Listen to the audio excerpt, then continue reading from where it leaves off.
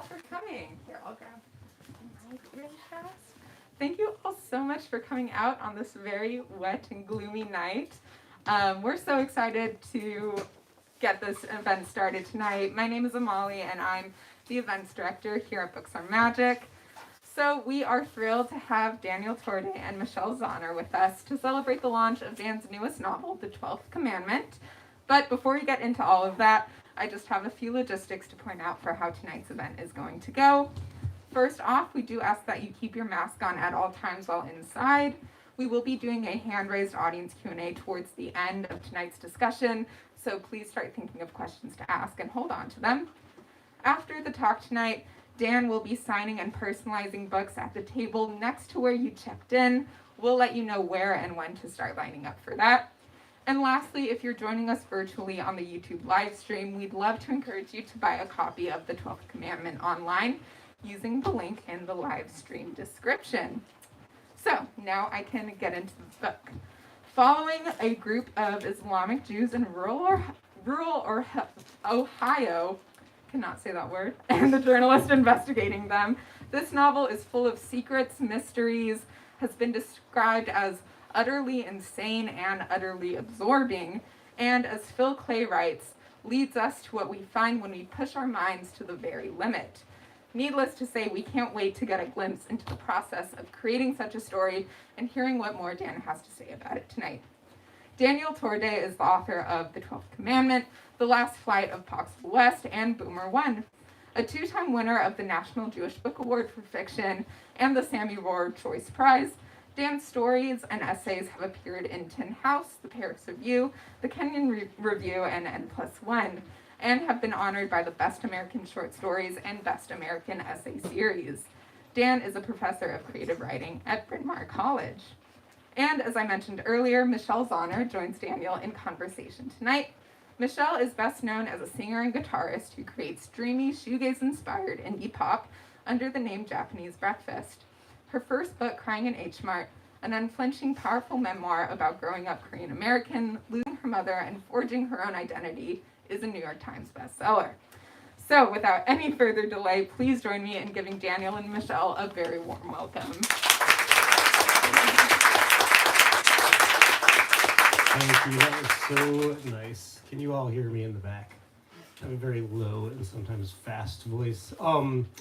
Thank you, Michelle, so much for being here. John and I got to do an event like this at Bryn Mawr College some number of months ago, and I got to introduce Michelle back to all the amazing students for whom Michelle is like the superhero of all superheroes. So it is cool to be here to, just talk about me, say nice things about me, tell stories. Maybe we could just all stand there, like, just look at me for a bit. But it's also really fun to be back here. I actually had a novella that came out before my first big press book called The Centralist, and at the time, the publisher, Novella, which actually doesn't even exist anymore, their job was that they launched just like small books. Oh no, sorry, I can sort of tell who half of you are, but because I see your eyes. But Emma, who's here, was actually part of the Novella machine, and they launched Emma Straub, who owns the store, and Matt Sales who has a book out today, and help me out here, Eden LePucky, who's gotten to be a huge writer, and anyway, they've launched all these amazing writers. But so because I was friendly with Emma, we were over at Court Street at the bookstore, and that was my first big event, so it was like super fun to be able to do that. So it feels really appropriate to be at, now they've just decided the books are in fact magic, so here we are. Thank you for coming out on a rainy night. I'm going to read just like 3 very brief passages from this, and then Michelle is going to ask me embarrassing questions. So this book has sort of 3, I don't know if voices is the right way of saying it, but we have the main character, Zeke Leger, has come from New York to the funeral of a friend in Central Ohio, and while he's there, he learns about this group of, and Michelle and I were just discussing it, I still don't really know how to say it right, Donmei, I can't really umlaut, and who are a group of Jewish Kabbalists, mystics, who have followed since 1670 a former false prophet who believes in redemption through sin, and through all these crazy mystical ideas. So anyway, but there's three different sections that repeat, and one is in the past tense, one is in the present tense, and one is in a sort of like prophetic future tense. So we'll just get like super fucking nerdy from the top. I want to say like my children are watching this live stream, so hi guys. I am purposely going to drop some F-bombs tonight because what you probably don't know this, but not to get all serious, but Emma Straub, who has this beautiful children's book, was actually rejected from a speech that she was going to give at an elementary school in Texas today because when she was celebrating her father's death, she used the F word, and so in Texas, that can get you kicked out of being able to talk to elementary school students.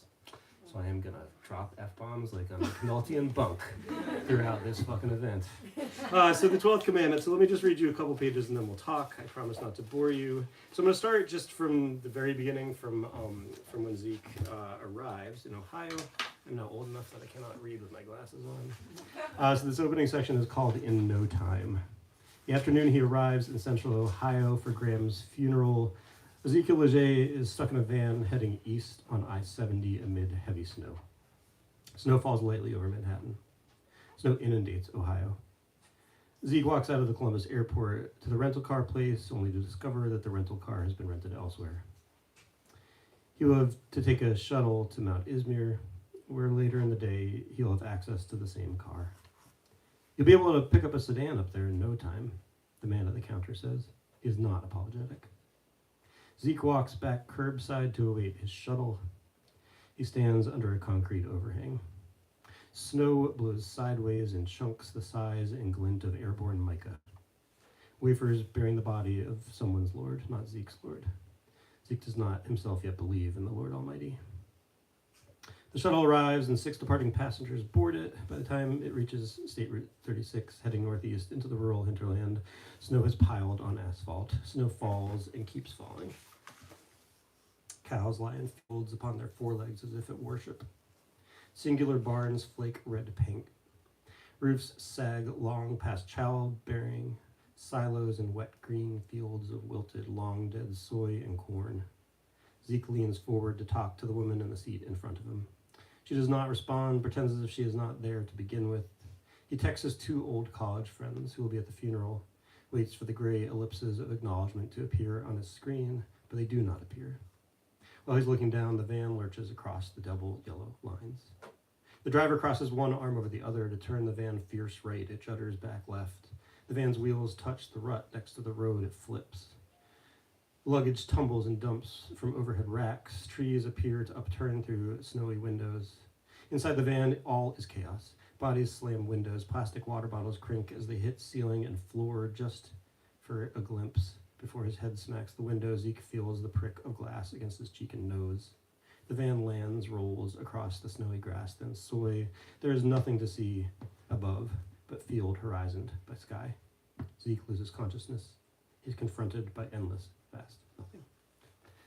That seems like enough. I'm gonna just go ahead and stop there. Thank you. There's also a profit in guns. Hi, Michelle. Hi, Dan. Thanks so much for being here. Thank you for having me. Do you feel like you have like experience being in front of a crowd? Or? I actually get really nervous about this kind of role. I just wanted to say thank you everyone for coming here and for Books Are Magic, everyone's favorite bookstore, hosting this event. For those of you who don't know, Dan Torday is my former professor at Bryn Mawr College and my college thesis advisor. I wrote like a little speech. He is a shining paragon of what every pupil hopes to find in a teacher, and I would not be a writer, period, and certainly not the writer that I am, without his advice over the years and his amazing teaching. So thank you so much to Dan for being responsible for my career. You made it very nice. I wanted to start off in celebrating your third novel, but fourth book, and what I think is your best work yet, by asking you, as a fellow musician, if you also sort of obsess over artist discographies, and if there is like kind of an analog in bibliographies. For instance, for me, I tend to obsess specifically over musicians' discographies. Like the first album is sort of this like raw, unadulterated power. second album is sort of like you're trying to like, you know, get over the sophomore slump, and the third album is kind of like the thesis of your best work. And do you feel that way? What do you feel like you're presenting with this third book, and do you have that kind of feeling with bibliographies and discographies? So you're saying this is my in utero? Yeah. Your summer teeth. I'll take that. My You're summer teeth, homogenic. that's right. It's funny. I feel like my super background answer to that is like this sense of deep shame that I had when I got like super excited about Nirvana's Nevermind, and then like discovered that Bleach had already come out, and I was like, oh, there's like a whole other record. I don't know what the fuck I'm talking about. But yeah, I mean, I think there is. How honest should I be? Very honest. I think there is definitely like a way in which, well, I'll use like a band that I really love as an example. Like I remember when Arcade Fire's first record came out, and there was just a sense that like all of those songs were so just baked. They were just there. And then This is Funeral. Yep. And then I remember when the next record came out, there was a little bit of a sense of like, oh, they're like, they have a sound and now they're doing a thing, but like, or I remember just like in my head being like, oh, it took 8 years to do that, and it took 1 year to do this. There's just no way that it's going to be quite the same thing. And the same way that like, and I don't mean to like cast aspersions, but like sometimes I'll hear like a novelist be like, this book came out of me in 6 weeks, and I'm just like, yeah, I could tell. Right? Like there is like I'm not often, with the exception of Faulkner, basically, like I'm not often able to take that as anything but like, well, what if you'd taken 6 more weeks? So I mean, I do think there's a little bit of that. I mean, I'll also say, I mean, and some of the people in the audience have probably heard me say this before, but like I think like Bob Dylan's kind of the goal, where it's just always reinvent, even if it's the same song, just reinvent. And also just like you need the right sources for the right book. And I don't think a sort of like I love Philip Roth, and we read Philip Roth together, and for Boomer 1, my last book, I definitely felt like there was like a American pastoral feel that I could like take and bring in, and like the Philip Roth version of this book would just be utter shit. Like that's just not the right approach. You know, I just needed to find another sound. So you just wanted to like go in with its own idea. You don't like think of like a certain thing that you're setting out to prove for each one I don't think I have that like skill set or talent. Like I feel like I just like put words. I mean, I'll say in to create the lineage, like for me, I went up to Syracuse and studied with George Saunders, who was one of my favorite writers at the time, and I remember I was just like always asking George, just like, so how do you like, you know, how'd you figure out the like some Spiderhead world? And he was just like, my process is just like I just write this weird ass voice on the page, and I'm just like, what weird world could that voice be in? I mean, I'm just like, okay, that's insane, but maybe that's also the way to do it, right? And sometimes for me, that's a little bit more just like what I'm reading. Is Brittany here yet? Yeah, Brittany's there. Next to my husband. Oh, hi.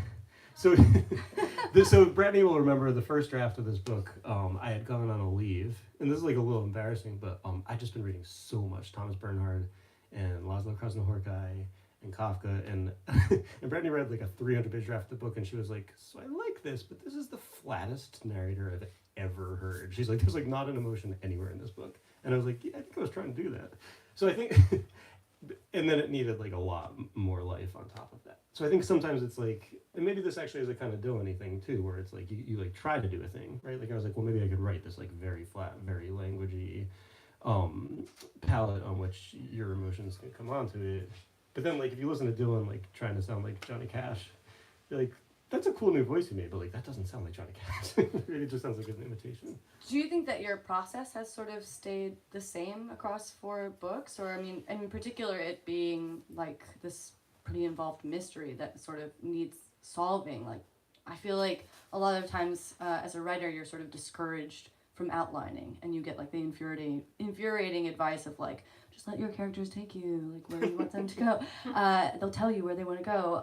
But I feel like with this type of story, it feels like you really need to have more of a handle of, like, what the ending is going to be. Was it a different process for you? Yeah, I definitely knew where I was headed, and I also knew that I needed it to be open, right? So, I mean, in some ways, it's always so weird on launch day to be like, have you guys read the book? You probably haven't. But, like, I mean, I definitely did have this overlay of, like, I really loved Orhan Pamuk's Snow.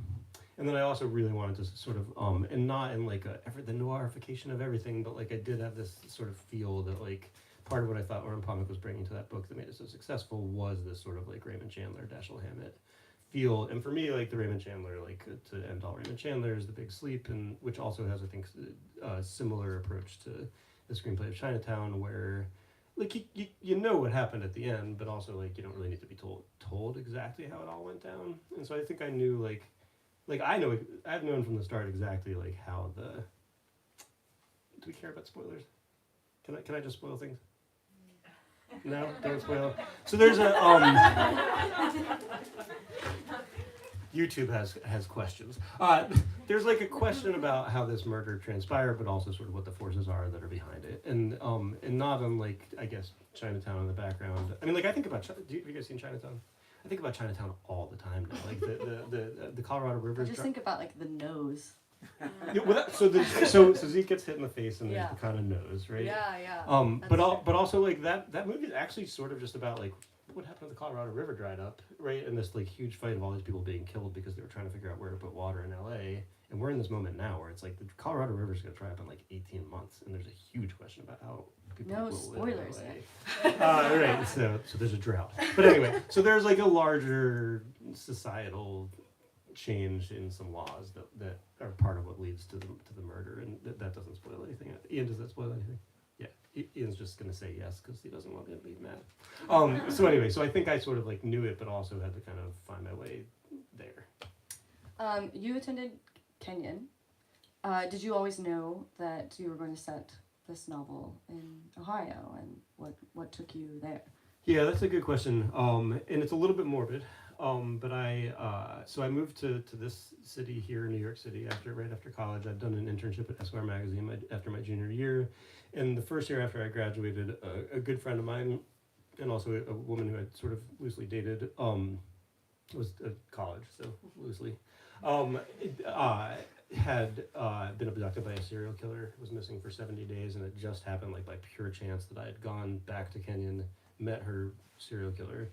And then they discovered that he was her serial killer. So I ended up writing like a 5,000 or 6,000 word story for Esquire about that murder. And I think I always had in the back of my head, first of all, like my wife and I talk a lot now that we have 2 kids about how like I could not tell that story now, right? Like the second that I saw the tears in her parents' eyes, I would just be like a puddle on the floor, and I would never have written that piece. Because part of what's hard about a murder story is like it's very hard for it not to become about the murderer as opposed to like a celebration of the life of the person who was killed. There's just narratively, it's just almost impossible to get around that, and especially for a major magazine.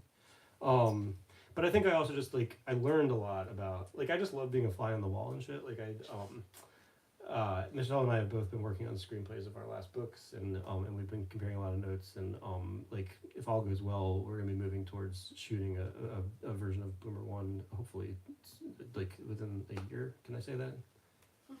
You just did. The film's director is wearing a mask, so there's really no way to know. And so, why did I just say that?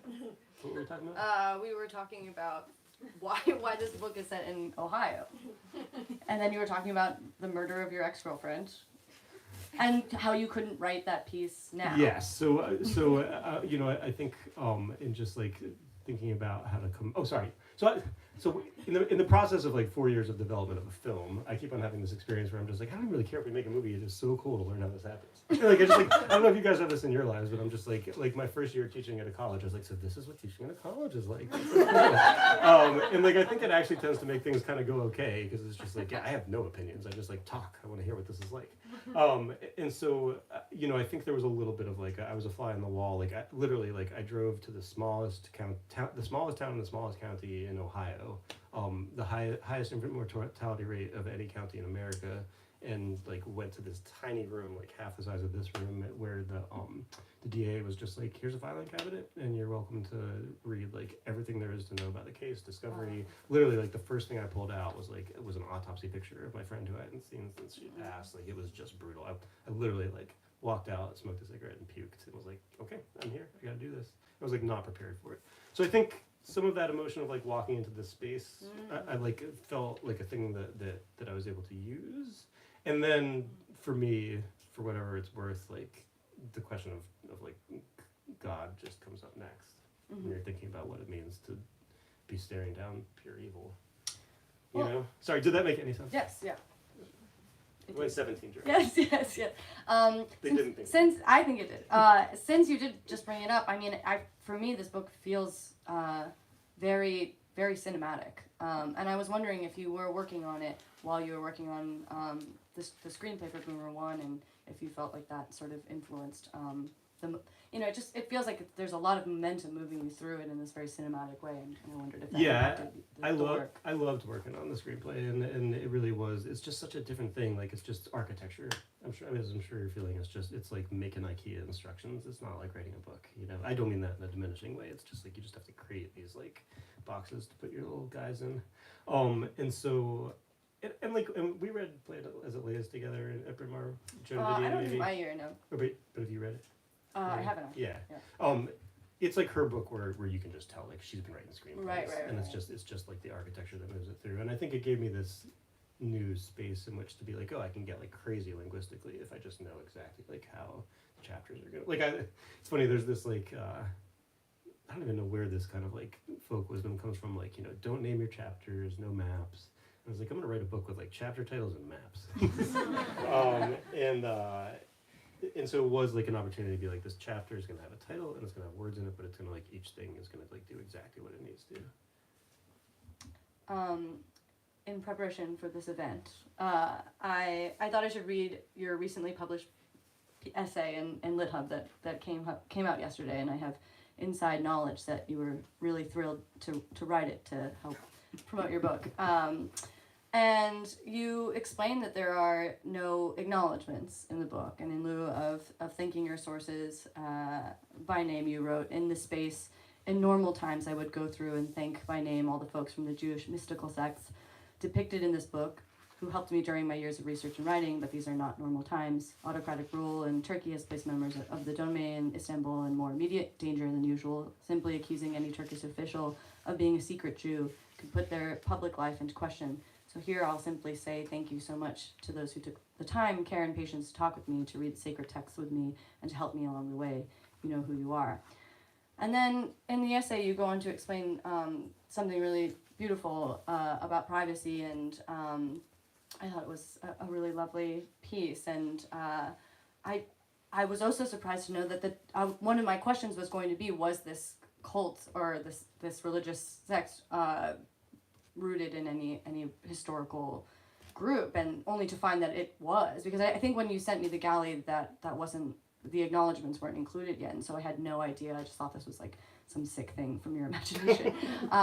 So yeah, I mean, I didn't realize that there was so much research that went into this book. And how did you discover this Jewish Islamic sect? And it's funny, and I say this not in a vituperative way, but I like a couple of the like pre-pub reviews that I got were like not so nice. And one of them was like, it just reads like pseudo-anthropology, and I was just like, I just made this up, right? It's like there's no anthropology. It's just I've created. So anyway, long story short, very long story short, in 1666, and you just stop me when everybody's eyes glaze over. There was a false messiah named Shabtai Tzvi. And the whole Judeo-Christian world believed he was the Messiah, and he got excited about it. He was like very manic at times. He was so manic that some ways that he tried to sort of like take down the Jewish law was he came to the synagogue with a fish in a cart, and said he was going to marry the fish because that's how much he believed in marriage rights. He was like kind of crazy, but anyway, so crazy that everybody thought he was the Messiah. And so he marched on Istanbul and said, "I'm gonna take over the Western world." And the Sultan said, "You can either have your head taken off or you can convert to Islam." So he converted to Islam. It was this huge apostasy, but there was a group called Sabbateans, and who became the Dwayne, who basically decided they would continue to follow Shabtai Tzvi. They would be outwardly Islamic, and then they would, in their mosques, which if you go to Istanbul now, there are these beautiful stone mosques that just look like mosques, in schools, where they then would read Hebrew and read Kabbalah and read these like ancient Jewish texts. And then that got a little more complicated because some of them went to Spain, and so there's Ladino prayers, and there's Hebrew prayers, and there's Aramaic prayers. So how tired of this are we? So I mean, so for me, that was just like this crazy story that I actually really like. I'm not that into like going into a room with a bunch of people with smelly breath on a Sunday morning and like listening to a dude talk at the front of the place. Like, it's just not how I want to interact with God. So for me, like, I was always really into the idea of like Kabbalah and just like mysticism. But what was very hard in Judaism was that, so for like 300 years, that version of mysticism, so like you could be a Sufi in that time and practice Sufism and maybe be able to do it safely, but within Jewish law it became like super forbidden. So it wasn't until the 1950s that it all came back, and this great scholar Gershom Scholem, when he wrote his books about Jewish mysticism, a lot of them were about this guy Shabtai Tzvi. So anyway, so there's like about 20,000 Duema who still live in Istanbul. I actually like I was on leave. I had a plan. I was going to fly to Istanbul. I started contacting people. But how did you find out about them to begin with? The way one does. Internet cable. Yeah. I contacted some of like the major scholars. There's a couple books on them, and like it's interesting because really like so this is actually sort of like the hot topic in. Well, did you find them like looking for inspiration for this book, or did this was sort of like the seed of the idea? Yeah, no, I wanted to write a book about them in situ. Okay. So I was like reading all the books about Istanbul and all the books about Turkey and all the Pamuk and like just really immersing myself in that space. And actually before I like actually got to Istanbul, started talking to some folks on Zoom, and this is where we're on YouTube, so I'm gonna kind of like keep some of it a little bit quieter. But I got some documents, and I had some conversations that were just sort of like, oh shit, like this is not something that should be. There's not a safe way to do this. Basically. So like here's like a thing I can say out loud. Sorry, is this interesting? This is interesting to me. One thing about writing a book is you spend like 4 years being like, oh my god, and then you come out to people. I had this professor in college, Lewis Hyde, who's this amazing. He wrote The Gift, this like beautiful book called The Gift, and he was working on a book on Henry David Thoreau when we were there. And when I was a student of his, and he like came into class one day and he was like, pencils. Henry David Thoreau's family made pencils, and we were all just like, that's weird. You're like way too excited about pencils. So anyway, I feel like I might be getting really excited about pencils on YouTube right now. But so, and it's worth like thinking about this in terms of like broader culture and broader like religious sects or any kind of like community that you belong to. But so the Dome have by definition had to be an endogamous religion for 300 years. So that means that they only intermarry, right? So if you are Catholic and you've only intermarried, that might mean that you end up in a certain kind of community. If you're Anglican and you only intermarry, that means you have to have corgis.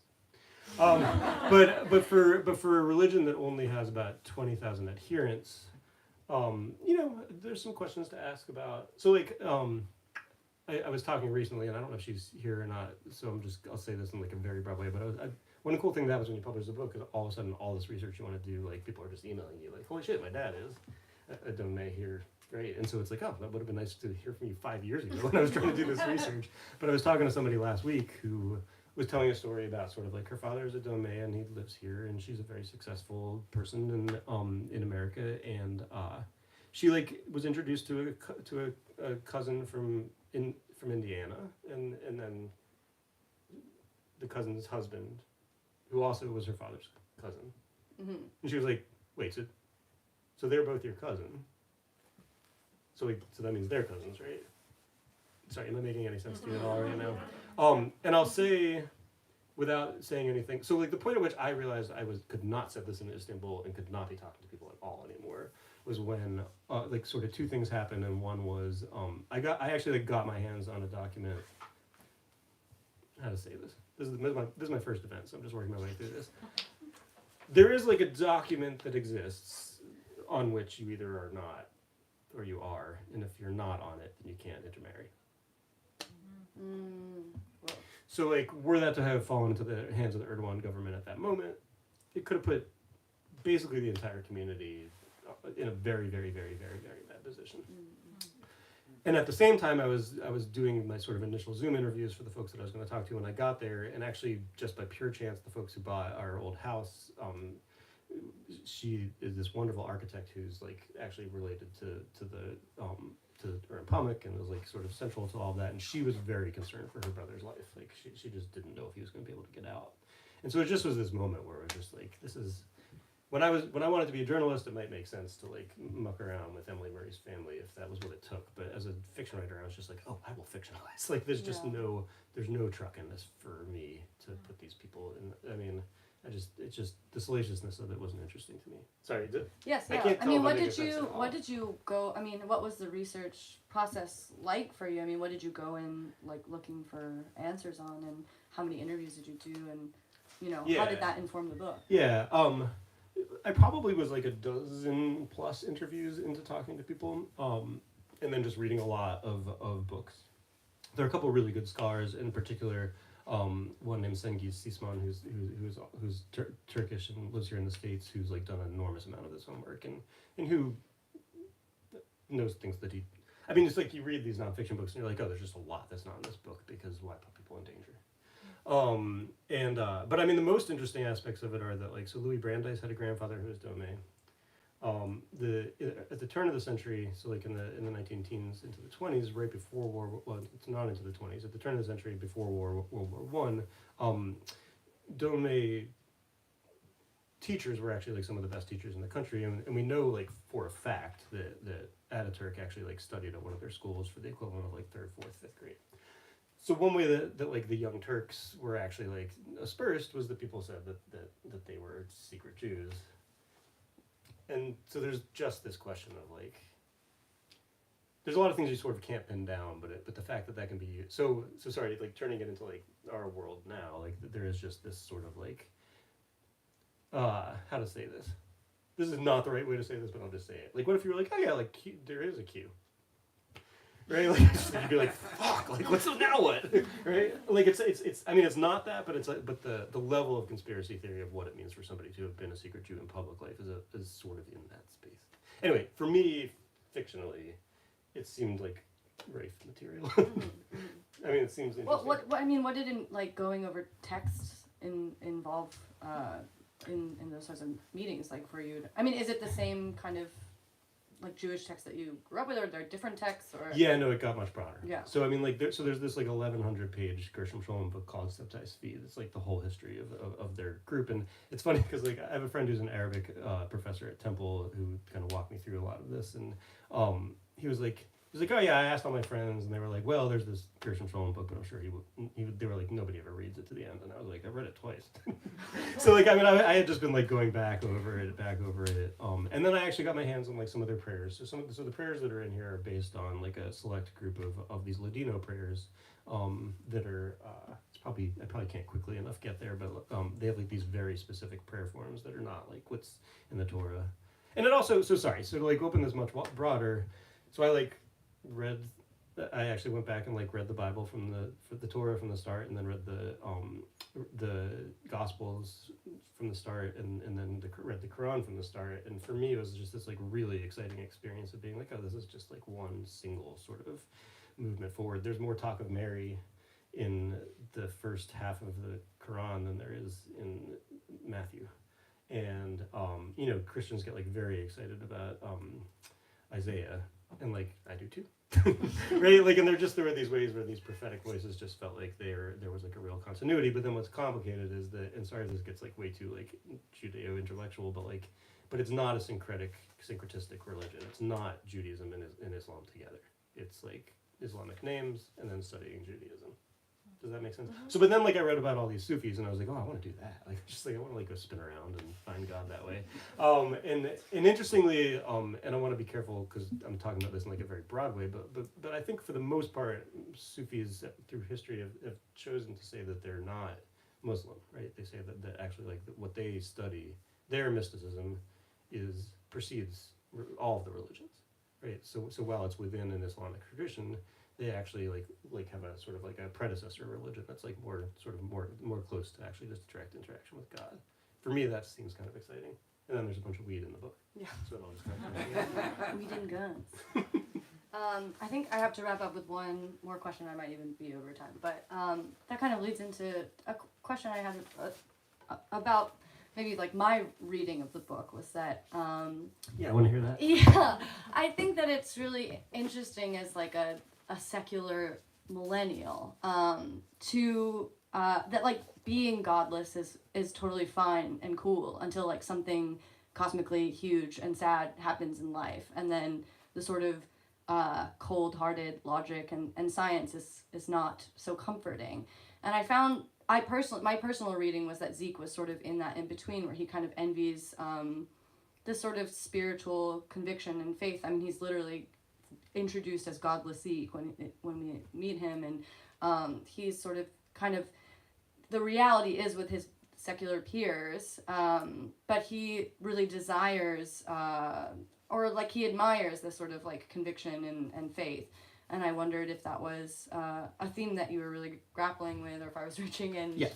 Yeah. I mean, I will say, thank you so much for saying that you think this is my best book, because it definitely feels like, I don't know if this is a good personal litmus test for a book, but like it definitely feels like the first book I've written where I set out to do a thing and I did the thing. Mm-hmm. There's like that famous, who's the poet who said, if you set out to write a poem about two dogs fucking and then you write a poem about two dogs fucking, you've written a poem about two dogs fucking. So maybe that may not be the best litmus test. But I think I did want to like get into a space of just asking like, what would it be like to go from godlessness to like maybe finding a belief in God, and not to like overshare. So you guys are actually my first worshipers. I mean, I think this might sound lame, but like I was reading a lot of William James, in a particular William James famous book on religion, and there's this great passage where he says, you know, at the root of all religious need is a moment of that need for help, and will there be an answer to that call? And I definitely had a feeling of, and I don't want to say this name because like it's just so shitty to have to keep thinking about it, but like this was my Trump era book. And there was just, I mean, I definitely had that moment as like a grandson of Holocaust survivors where like when the morning he was elected, I came downstairs and like cried and apologized to my wife for having had her get married to a Jewish person. And like, we were, you know, I mean, it was like that real, just like all the fascist bells were ringing in the back of my head. So, I mean, I think it was a book, it is kind of a theodicy book, right? I just wanted to ask like, what is the justification for good versus evil? And is there a way to do that doesn't just present like a Darth Vader and a Luke, right? And I think, and I will say, at the risk of sounding like nuts, I mean, I believe in God now. I don't think what I say I don't think what I mean when I say I believe in God now probably comports with like what you think I mean, right? Like I think I like learned this almost like kind of animistic version of like what that means, but like I definitely now believe in a deity, and that within that space there's bad. And his name is Trump. No, I mean that there are, as opposed to a lot of like the relativistic view that I was raised with and went to college and dealt with. Like I'm not sure I believe that shit anymore. It's just like there are some people who are bad, and they should be stopped. Like I definitely feel that now. And if you want to join me, join me. No, I mean it definitely did put me in the space of being like it clarified some things. Yeah. Did it feel that way reading it? Yeah, absolutely. Yeah, I mean, I think that by the end there's a resolution that, you know, rang true with me. I mean, I think it was interesting just because, like, that's what you want, and that's sort of what he's there for, because he's, you know, he's literally grieving a friend, and I feel like in grief, that's sort of when you're really searching for something more. Yeah, and that's, sorry, and like the other sort of thread of all of that was that I had this amazing friend, Harris Wolfson, who actually lived right over here in Fort Greene, and Sarah Mangusa wrote a book about his suicide, and he committed suicide while I was in Ohio a couple of years later. So like it was also dealing with some of those questions of his passing, for sure. Before we run out of time, I think we have time for just a few audience questions, and then Dan is going to be doing a signing for his incredible new book. Thank you for your good questions, Michelle. Thank you. Anyone have any questions? I had a question. What do you think the existence of the domain, sorry if I'm pronouncing that wrong. I have no idea. What do you think their existence can offer us, you know, any as sort of commentary on the modern world? Did you try and incorporate, you know, into your book some semblance of contrast between them and the world they inhabit? Oh yeah, and that's, I mean, in a lot of ways, and hopefully we're like representing the book aptly here, but like that's basically what the book is about, right? So Zeke becomes this sort of go-between where there's a sheriff who, and I don't think he's like a flat negative, like evil character, but it's a book that's very much about the clash of these cultures, and you know, I mean, without getting myself into like all kinds of trouble, when I come to town now, I stay with friends in Crown Heights, right across Eastern Parkway from where there's a gigantic Hasidic community, and that so like the am I gonna get? I feel like I'm becoming just the most boring person on the planet. But like, so basically, like the Hasids who you see. Do you guys know who like you see Hasidic people? We're in New York. Right. Do you guys know what a bagel? Have you heard of a bagel? So like it's scholars basically now believe more or less full-throatedly that so there was Sheb Tzvi, who's the guy who I wrote about, and there's this guy named Joseph Frank who actually this beautiful book called the Books of Yaakov, which was written by the Nobel Prize winner Olga Tokarczuk, which you should buy here and is amazing. So in between that period. The major sort of figure who underlies all of what those Hasids believe was called the Baal Shem Tov. And they basically now, through his research, believe like he basically was trying to create a religion that was to move away from what these false prophets said. Right? So one of the things that he said was like, you can't, it's not about the text, it's about going to study with one person at tzaddik. So you have to sit with a tzaddik, and that's how you can become holy. And the idea was like, enough of this like crazy shit that's like trying to take over the world of the Messiah, like you have to come and sit with me and watch. And he actually he hated it when people wrote down what he said. So all the text that we have of what he said, he was actually like, that was all wrong. But I do think it's like a little bit of like it's a tiny bit of like a Station 11 situation, right? Where it's just like, well, if shit like really goes bad, like you're probably just gonna end up with like a Shakespeare troupe walking around, and like you better be like pretty damn in love with the 7 people you're gonna be spending the rest of eternity with. I mean, and I think there is a little bit. Sorry, I hope I'm not sounding like totally wacko, but like there is a little bit of a move of saying like this is the most to the thing that Michelle was just reading from that LitHub piece, like. It is kind of a story about the privacy we've lost and what it would mean to gain that privacy back. They've been very, very careful, like 400 years careful to make certain that people don't know who they are. And in some ways, it's like I can't think of like a single anthropological example of a group who are living a healthier life of that kind than the one that we're living, right? I get very afraid of how much our privacy is disturbed. I mean, not to get like, sorry, is this like the most morbid conversation ever? I was just reading yesterday. Have you read about this Nebraska case? This Nebraska abortion case? There's a 17-year-old girl in Nebraska who she and her mother are both being brought up on charges because the state of Nebraska got their Facebook direct messages in which her mother said that she should order mifepristone through the mail, and now her mother is going to be tried for abetting an abortion. So am I rounding the circle for you? Like it's just like we have given up a lot of privacy, and this is a group who like I mean they're crazy because of it in some ways, or they've been driven to a space of like not a sane way of living, but like they have protected the living shit out of their privacy. Like we all need to start thinking about that like real hard right now, right? Sorry, did I just take that in the wrong direction?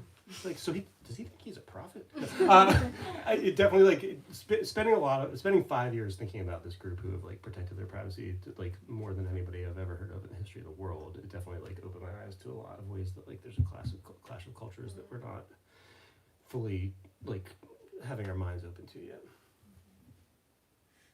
Did that answer your question? It did. I'm like actually a funny person, but this book turns out to have been a book about the darkness of 4 years of It's American very funny, fascism. too. It is a funny book. It is funny, I promise. Other questions? Yeah. So how are they going to feel about your book?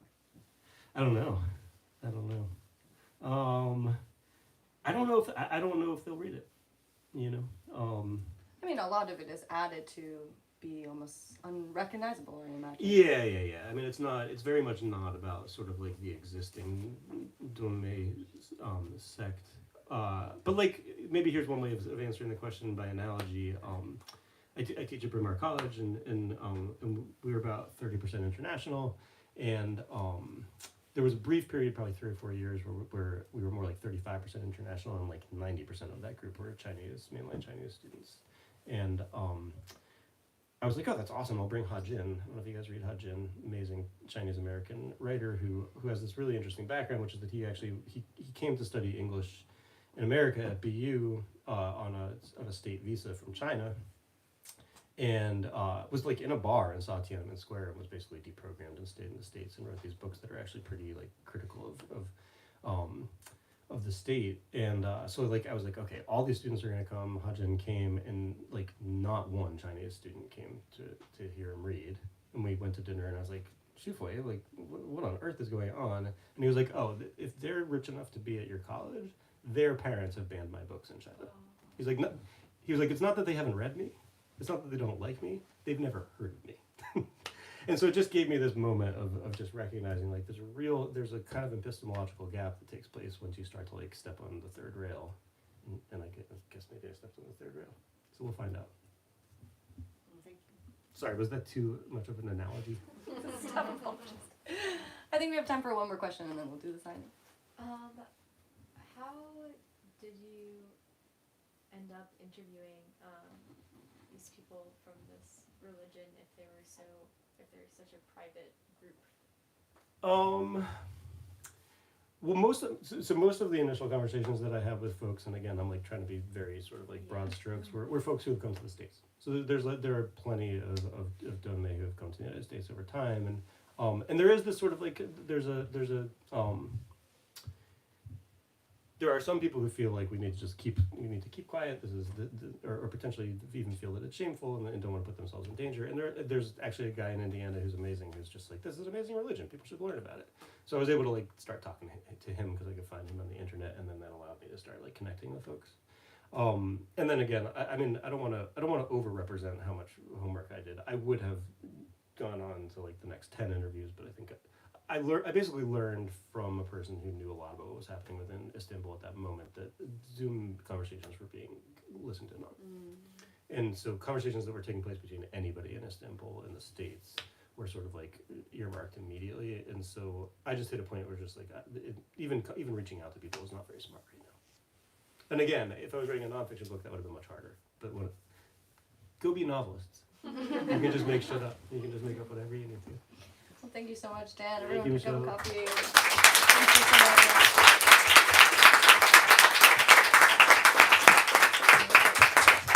Thank you all so much for coming out. Thank you to everyone who asked questions. So as I said earlier, Dan will be signing at the little desk by the register. My coworker Jules is going to point to where that is now, right there. It's a little bit hidden. So we ask that you form an orderly line kind of going down this aisle and then looping into the little notch where the desk is. And Michelle will also be around to sign books, so if you ask her very nicely, I'm sure she'll be happy to do so. That's all from me. Let's give these two one last round of applause.